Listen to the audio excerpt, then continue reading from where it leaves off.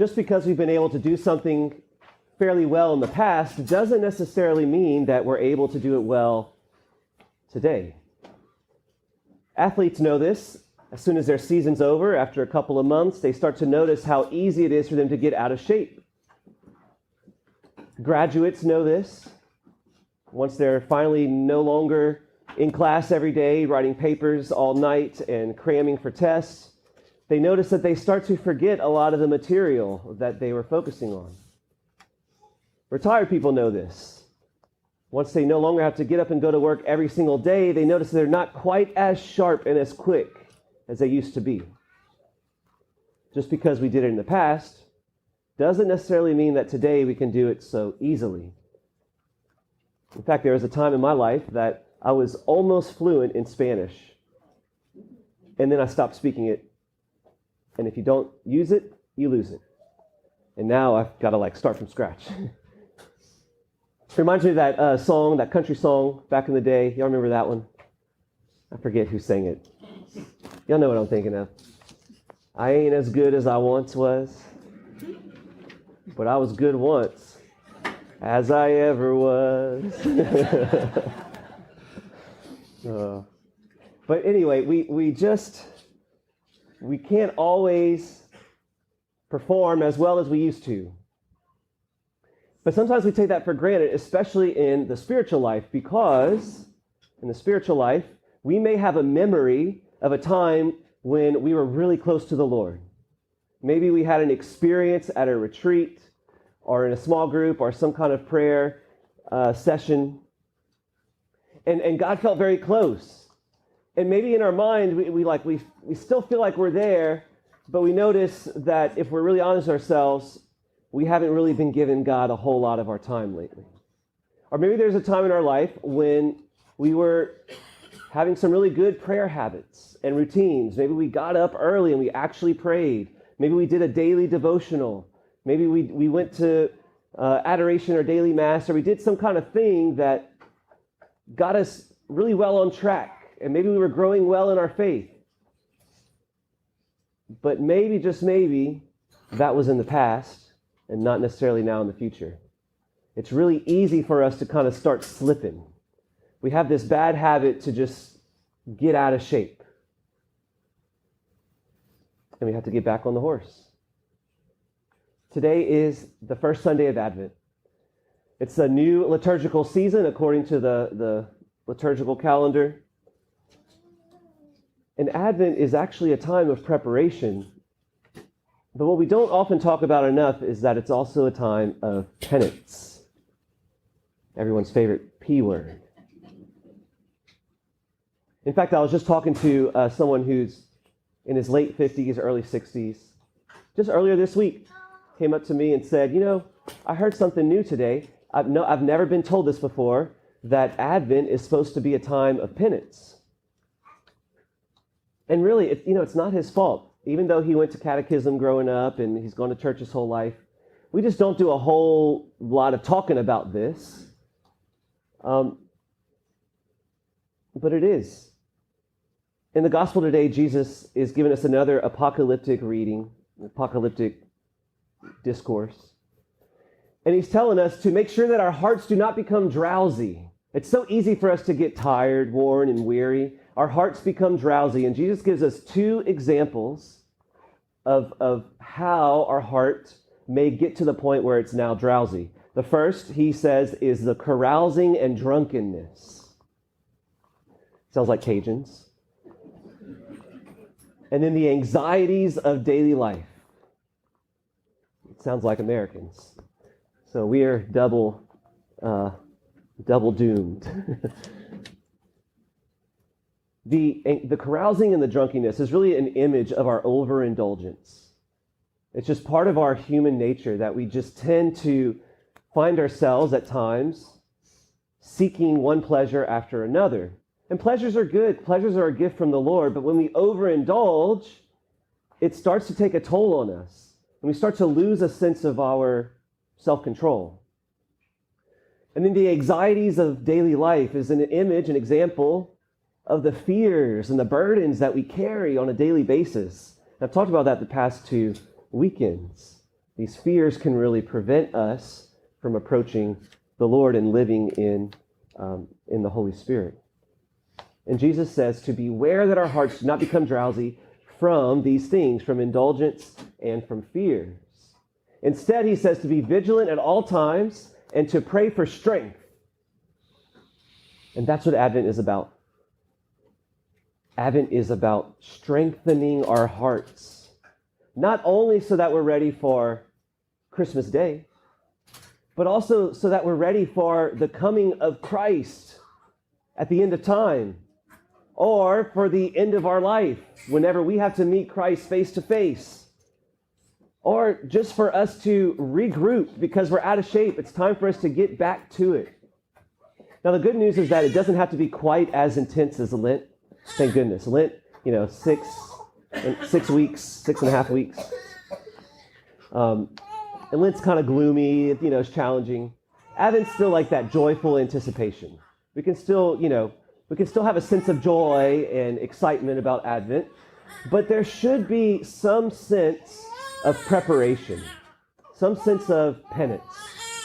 So if you think about the overindulgence, in order to combat that, we need a sense of self-denial. So think in your own life. Is there a particular indulgence that you find yourself chasing, maybe on a daily or weekly basis? I'm sure all of us have at least a couple. Maybe for you it's sweets, or junk food, a little bedtime snack. Maybe it's screen time, or just scrolling, one more TikTok video. Maybe it's alcohol or tobacco. Maybe it's something else, but some type of indulgence that, and maybe even just in moderation, it's no big deal, but you've probably noticed that you're not even enjoying it as much anymore. It's funny, studies are showing, in the scientific and health world, they talk about dopamine a lot these days. And, there's a lot of studies now on, the chemical in our brain called dopamine. It's the pleasure chemical. It's fun to watch their findings because it's always like, it just further confirms what the church has already known. So, they're finding that the dopamine, the way it works, like whenever you experience something pleasurable, it's like this peak. And then after the experience, there's like this dip that goes under the baseline. And that the higher the peak, also the lower the dip. And the more often and higher those peaks, the more often and lower those dips. And what ends up happening over time is that your dopamine baseline of like your everyday experience of how much you enjoy life starts to lower. And people that overindulge in really intense, pleasurable experiences all the time start to become unenthused, sometimes borderline depressed. Nothing's pleasurable anymore. It's like, and you probably can tell, like whenever you like eat so many sweets, it's like, you're eating that bedtime piece of chocolate and it doesn't even taste good anymore. It's not even enjoyable. But like you also can't do without it. So let me just go ahead and have it. And so what they're talking about now is it's like the importance of a dopamine reset, they say. That you need to like reset, and they all debate, the different scientists on exactly how many days it needs to be. But basically what they're saying is for a number of days, some say 30, others say 60, others say 90, whatever it is. But for a good long time, you need to like take a break from that stimulus. Take a break from it so that your brain can reset its dopamine. And then when you go back to it, it's pleasurable again, all of a sudden. I mean, doesn't that just sound like the seasons of Advent and Lent fasting? Like the church has already known that. We fast so that we can feast. And now the health world's like discovering this and talking about it as if it's this grand old idea. Like, yeah, it's because it's true. We need this. So if you're overindulging in something or some things in your life, maybe Advent could be an opportunity to take a step back.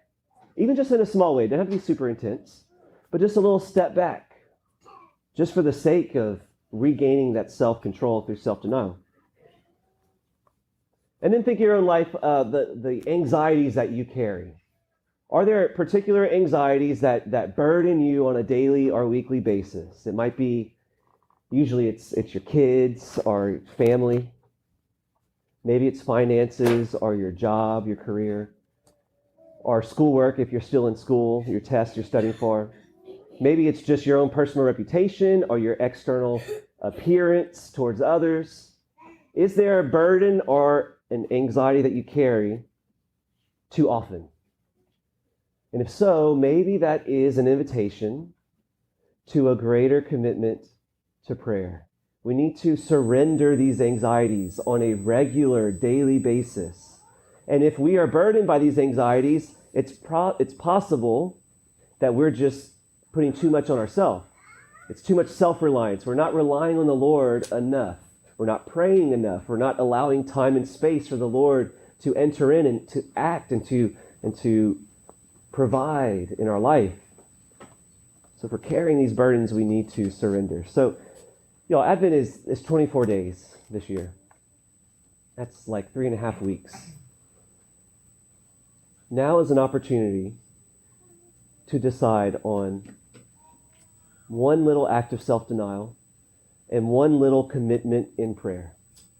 Again, it doesn't have to be dramatic. It doesn't have to be Lent. But what if we actually observe the Advent season this year? It would probably feel a little bit like going to the gym after taking a year or two off. That first day, it's like not fun. You question, why are you even doing this? You doubt. You think about not coming back the next day. The second day, if you're brave enough to go, because that's the hardest day, it's still not that great, but you're building your confidence.